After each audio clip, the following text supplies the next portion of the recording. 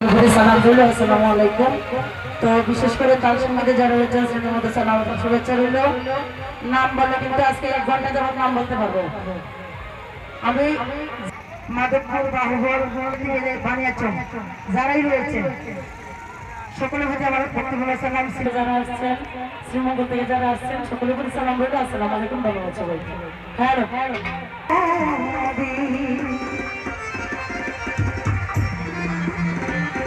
মায়ার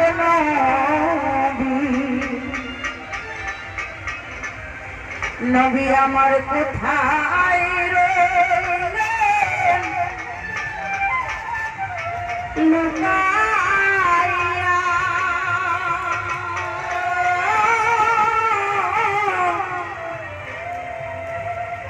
দেখা দেন গো ওই আপনার মায়ার নবীজি স্বপ্নে আসিয়া